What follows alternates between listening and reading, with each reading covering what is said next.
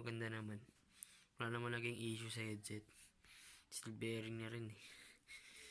Tsaka ang napili ko itong black. Hindi ko sure kung 110 yung sukat na itong baby na to. Pero okay na rin naman. Basta walang kumakalaw. Sure yan. Ang next natin pag-uusapan yung drivetrain. Ano nga ba ang drivetrain? Ito yung nag-aano sa bike. Yung crank, chain, pati ang cog. Ang drivetrain, siya yung sumisilbing para gumalaw yung mandar yung bike. Siya yung nagpapahit, siya yung nagpapagulong para umandar. Sabay yung rider, siya yung pumapadyak dito sa crankset. Siya yung pumapadyak yan. Sabay, bakit tinawag ng pixie gear? Tinawag ng pixie gear dahil once na umanda ng para, paandar yan. Pag inandar mo pa taligod, paandar ulit yan. Wala siyang freewheeling.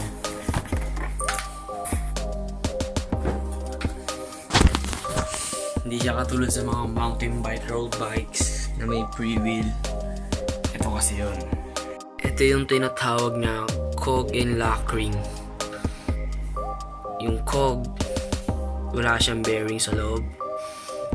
Threaded lang siya.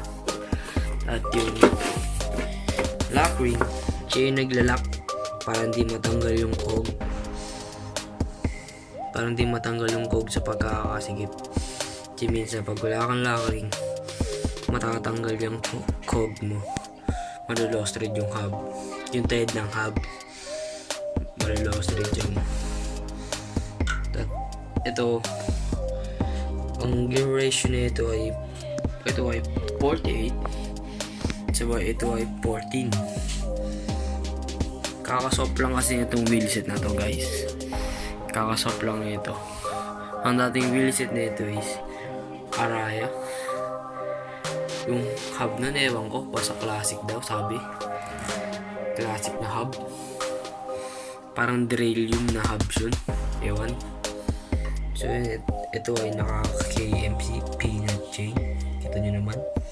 Yun yung problema sa KMC, madumihin. Ewan ko lang sa iba. Ito kasi parang napabayaan yan. Yan, kalawang yan.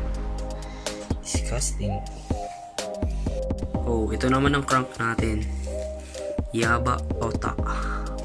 Oo, maano yan yun. Yaba Ota. Yaba Ota. Parang pareho sila ng Ota crankset. Pero kasi yung Ota crankset, yung makapal yung dito. Makapal yung dyan niya. Wala siyang spacing na katulad ng ganito. Ito kasi ano to eh. 144 BCD. Yan yung sukat niya. Sabi sa Google. Baka kung tama yung sinabi ko. Tsaka 668 o 65 grams tong weight na itong crankset. Ito yung crank bolt niya. Para kumabit dito sa may crank arm. Ito.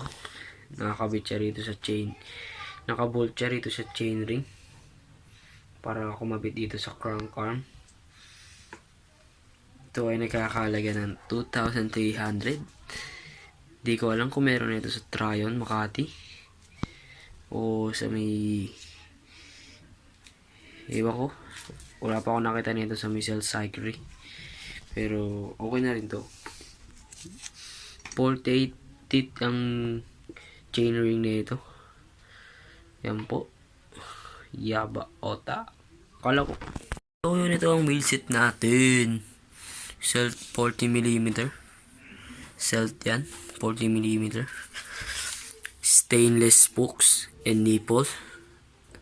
Stainless yan. Ay, stainless steel pala. Steel spoke and nipple. Kalawang na. Kung makikita nyo, yan oh. Kalawang na. At saka yung hub nito ay celt. Okay pa naman yung hub niya. Maganda, good driving. Sarap pang sprint. Same din sa likod. 40mm. Steel spoke and nipple. Celt din yung hub niya. At naka CST Maxis na interior, both pair na yan. At saka kinda gamol 25C. Yan, medyo pudpud na nga eh. Pero magkaiba sa harapan. Yan. So yun.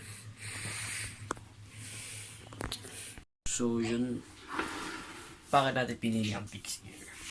Bakit natin pinili ang fixed gear? Dahil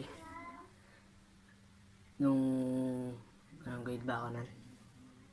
Grade 7 pa ako nun. Gusto ko na magka-fix. Pixie. So, which is ito. Grade 7. Past 2 years na yun. 2 years ago na yun. May mga tropa ako na fixed gear.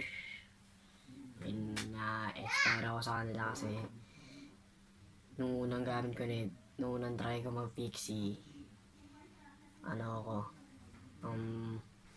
nako-confuse pa ako nun kasi hindi ko pa masyadong gamayan kasi newbie pa lang ako nun. Dati, ipopost ko rito yung picture ng dating pixie ito. Yung unang kong pixie, which is yan, and then yan. Sabay, yun yung unang kong pixie, which is Jackal ata yun, or Viking.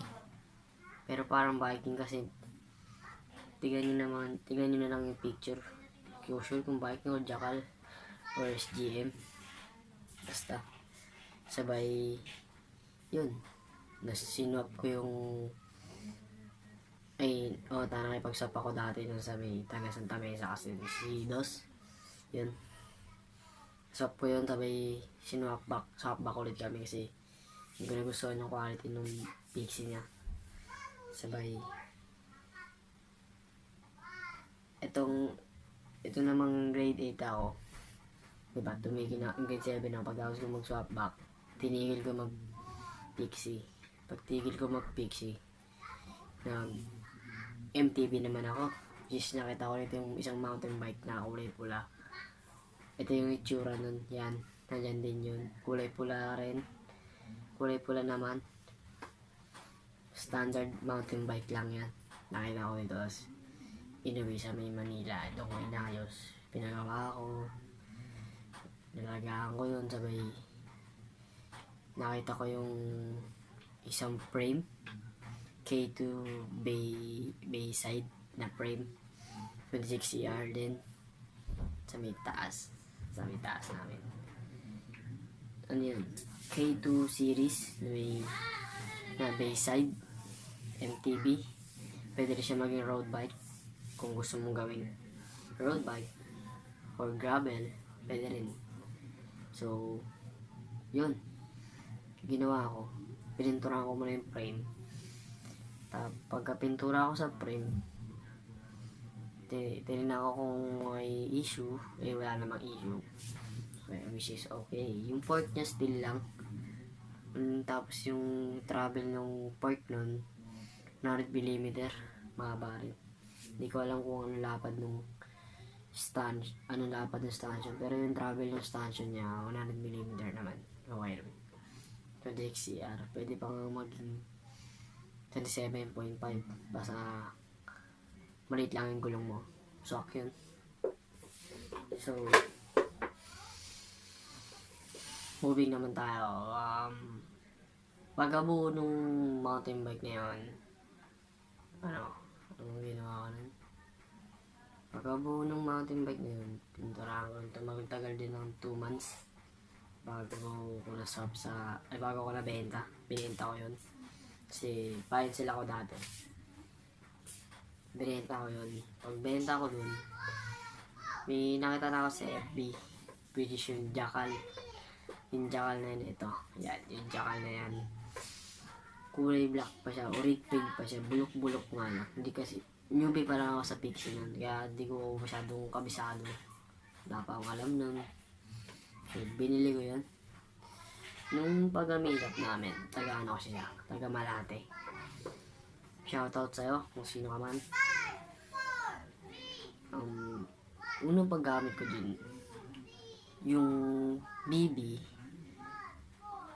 shell niya, yung parang ordinary na BB lang, hindi trade. Nung mga pagbago pa na sa BB, pagbagong brand new pa lang yung bike mo. Yun. Yun natatanggal siya nun. Kaya doon ako nagka-problema nung pag-uwi ko. Simula ron sa Pure Gold Pandakan pa kasi malapit lang sa amin. Nilakad ko na. Yung pa ako. Paglakad ko dun, yun, paglakad dun, nilakad ko hanggang sa amin, tabi doon ko na inayos yung bike. Nagamit ko naman siya nung araw na yun, kinagabihan. Umikot, pumunta pa ako sa tropa ko, which is kay Justin. Yun, shoutout sa'yo, Kosa. Shoutout sa'yo, Kosa. Justin Pila Garcia, Gatdula ako kay yan. Idol na idol ko yan. So, yun. Ano ba yan ang ingay mo naman, Louie? Katok ka ng katok ka. Nagamit ko naman siya nung araw na yan, yung gabi. Kinagabihan. Okay naman siya. Ikot kami ng pako nun eh. Ikot namin ng pako. Babalik na kami sa kanila. Galing kaming pako. Pauwi na pag na San Andres ulit. Nag-sprint pa kami nun. Ang bilis ko pa nga eh. Oo, ang bilis pa ako nun. Nag-sprint ako sabay. Nung ihinto na. Yun. Yun hindi ko na alam. Kasi, yun, newbie pa ako, yan. Yun. Hindi ko na mapangkaya ang motor. Buti na lang, binaba ko yung pa ako nun. Kasi wala pa akong strap nun. So, yung naano na yung jackal ko, pauwi na kami noon. Andun na kami sa may tawag doon, St. Anthony, sa may Singalong. Doon na ako nasiraan, doon na nasira ulit yung baby nun. Tapos, yung rear wheel ko, kumaliwa. Kumaliwa siya. Na-stuck yun. Tagal din nun, na-stuck. Nilakad ko hanggang kala Justin sabay. Pagkarating namin dun, sa kanila, inayos na namin. Pagkaayos nun, yun, dun lang ako nakauwi kasi dinahandaan ko na lang kasi pag mabilis ako, masisira ulit. So yun, ginawa ko, nag-ipon ako ng pera nun. Sabay nagsisipi ako. Oo, nagsisipi ako nun. Sisipi ako sakto, yung araw na yun, Sabado. Oo, Sabado yung araw na yun. Ginawa ko, pumunta ako ng Baywalk, yung bike Changi doon. Yung may Changi rin kasi sa Baywalk. Tapos, pagbili ko doon, pabili na akong baby, sa halagang 250.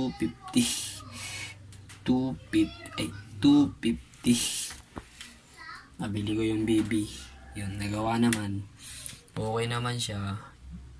Sabay nung doon na ako nakita ko sila just nag-jogging daw sila. Nakita ko doon. Excuse me po. Piyok na tayo. So yun. Nung nagawa na yun, ginamit ni Justin, nasira naman yung crank. Yung masama. Nasira yung crank. Naputol yung crank arm ah. Buti lang na naputol, nasa amin na ako. Grabe. Sabi ko, ayoko pa magtulak. Buti na lang. Buti sa amin na naputol. Kung malayo-layo pa ako, abay, maglalakad tayo. So yun, itong napagawa ko na yung jackal ko, yan. Napagawa na natin. So napaganda na natin. Ito na yun, napinturahan ko na siya nun. Kulay pula na siya. So which is yan na siya, yan. Yan yung tsura niya nun. So, ginawa ko dun, nung napaganda ko na siya, binenta ko ulit. Kasi bayad sila tayo para mapaganda. Binenta ko siya. Pagbenta ko dun, binili ko yung unang-una kong silk, which is size 56 yata yung 54. If not I'm mistaken, 54 ata, 56, parang ganun. Ang taas sa akin. Siguro hanggang ano ko yun, bewang. Hanggang bewang ko, hanggang ganyan, ganun. Ginawa ko yun, pinikap namin ng kuya ko sa SM Santa Mesa. Handa. So, yun. Doon din yung unang first set ko. Ito yun. Ito yung picture niya rin yan. Sabay, nakipag-swap ako na ng frame sa set na kulay pink. Hindi pa ito yun. Hindi pa to. Kulay pink na yung set. Sabay kalaunan, nagsawa sa Pixie, nag-mountain bike na ako nun. Is yung Atomic ano yun? Atomic Syndicate 6ER din. Ito yung picture niya. Wala akong masyadong picture dun. Pinalitan ko lang yung ano dun. Ay, wala pa pala ako napapalitan dun. Wala pa ako napapaayos. Goods pa naman. Sabay nung nagsawa na ako mag-mountain bike, balik Pixie na naman. So yun, nagbalik Pixie na naman ako. Sinuwap ko sa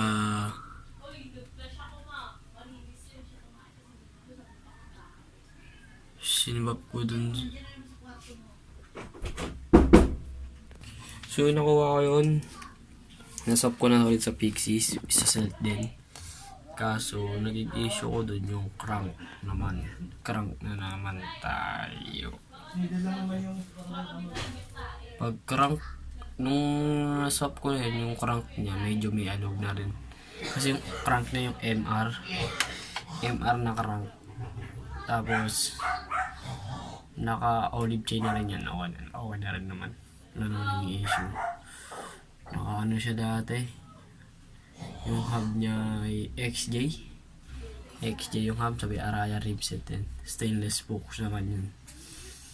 Tapos pinapalitan ko yung ano dun, yung wheelset. Nakipag-swap ako. Nung nag-swap na ako ng wheelset, yung sa may 5 spoke na kasi yan, nag 5 spoke na ako, which is initsura niya ngayon. Yan, maganda na siya. Na-swap ko ulit siya, which is eto na yun. Siya na yun, na-swap ko doon. Kulay puti siya noon. Ito yung itsura niya. So yun, hindi yan urig paint. Tingnan nyo naman. Yan, hindi siya urig paint. Yan, hindi na siya urig paint. Repainted na siya, pero tinakpan ko yung seal. Yan na.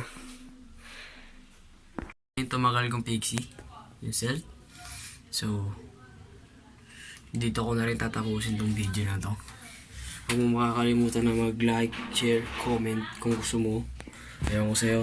Basta mag-subscribe. Subscribe ka na sa YouTube channel ko. Ayan, subscribe ka na. Pinutin mo na yung post notification bell para pagka-upload ko ng video, mana-notify kita.